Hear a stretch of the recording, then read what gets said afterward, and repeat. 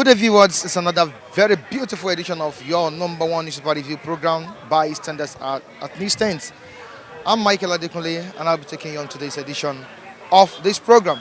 Okay, on the front page of Daily Sun newspaper, here is a major headline with very catchy story here. Fears in Abuja as gunmen in army uniform abduct 9. Fears in Abuja as gunmen in army uniform abduct 9. Kidnappers demand 90 million naira ransom.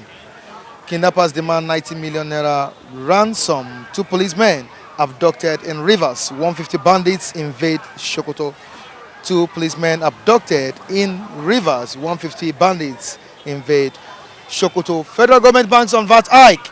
Borrowings to fund 2020 budgets. President proposes 4.88 trillion naira. All right, moving to another story here down the paper. Again, the FCC arraigns Atiku's son-in-law. Again, the FCC arraigns Atiku's son-in-law. X for sex for grade. Sex for grade. Unilag suspends another lecturer. Python dance for another massacre in disguise, says Inter-Society. All right, these are the stories we have on the front page of Daily Sun newspaper. Let's join our reviewers for more reviews. I'll be right back.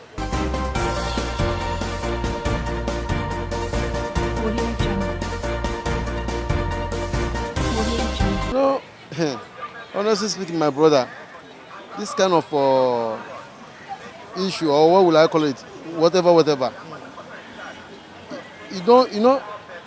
it's very unfair to add this kind of thing in our government's house. You understand me? So it is unfair. So they should know what to do. They know, of course, they know what to do. And these people, for me, I believe they know the people. They know the people. Yes, they know the people behind it. So they should get them arrested. You understand? They should get them arrested. It is unfair. It is unfair, my brother. Now, what do you think is the cause of kidnapping in Nigeria? If I may say, when you look at the current situation of the country now, things are tight. Yes, people are not finding it so easy. Even if those people that is doing business, they are complaining, things are not moving. People that are looking for work, they didn't see work to secure a job. So, what do you expect? This is the kind of thing we expect when there's no job creation, there's no things, market, everything is very dull. You understand? So this is what you should expect. But if things move normally in the right way, I don't think you can see this kind of thing. People are hungry. Even rice now, look at the way things is going. Rice now, poor man now cannot even afford rice now. 400 naira per liter for the Rika. You understand? So it is unfair. Our government should know what to do. Even the so-called Nigerian rice they are telling us. I don't know what. Yes, other rice. The new rice they brought, they say is a Nigerian rice. How much is the Rika? 320 naira. Is it not too much? It's too much. They should do something about it. People are hungry. What really happened is this. To my own view, there is a spiritual disease that entered Nigeria. That is we now worship money more than God. So money have taken over the heart of many Nigerians. That is the problem. The problem is not about leadership. We need God intervention.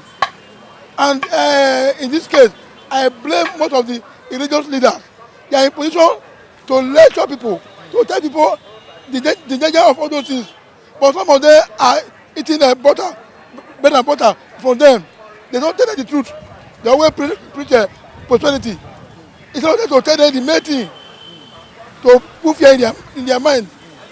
That is the only way we can solve all this problem. It's not by President Buhari.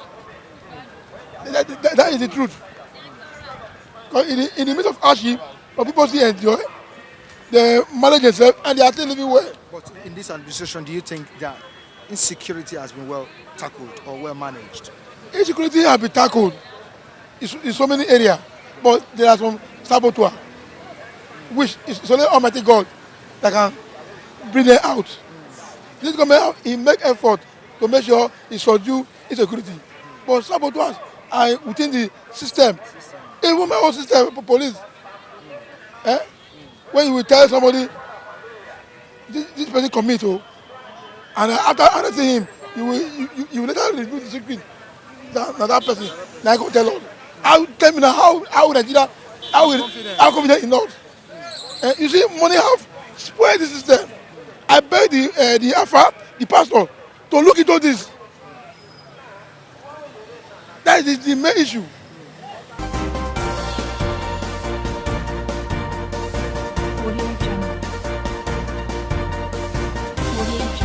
The truth is always bitter. The government are the criminals. Yeah, simple.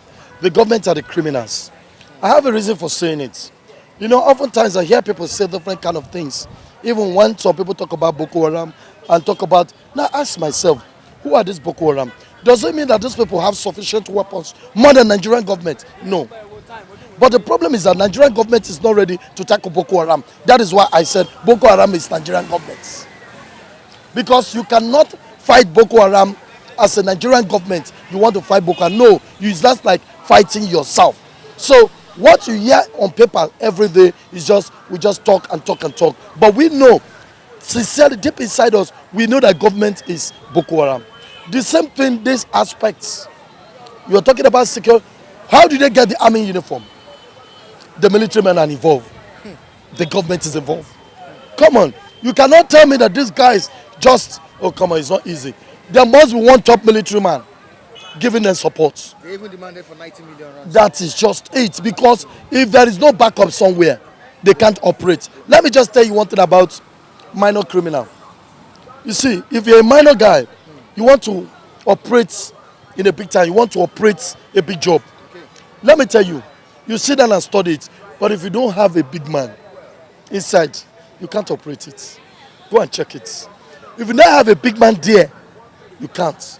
But the moment you get a big man there, you can operate. That's the same thing that happens to this guy. This guy has people in government backing them. Uniform, police, and everything. Telling them, now, you look at it. They demanded for 90 million. I tell you, no matter the price and everything, they will come down to 50 million. Go and market. 15. Yes, negotiation. They will come down to 50 million. This is how they are going to do it. 20 million for their sponsors. 30 million for them. Simple. That's how it's going to go. So, if you are saying that the government doesn't know about it, it makes me annoyed sometimes. Why would you want to say the government doesn't know about it? The government is fully aware of what is happening. But the truth is that, let me and you face the truth. You know, sometimes in this country, we don't like to tell ourselves the truth. You understand? But the truth in this country is, you see these people, they know these people. Now I want to ask you one question. You see, when policemen wants to fight armed robbers that did not take notification from them, do you know that policemen work? They work. You do not take notification from policemen and you are robbing, you cannot escape. But when you take notification from them, my brother, story. That's when they tell you, immediately the armed robbers left, that was when the policemen came. But if you do not take notification from them and you want to operate and you think you are not Schwarzenegger, they will bring you down. You will know that we have Nigerian police. So that's the truth.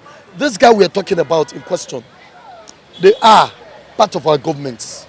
They are the governments. We know.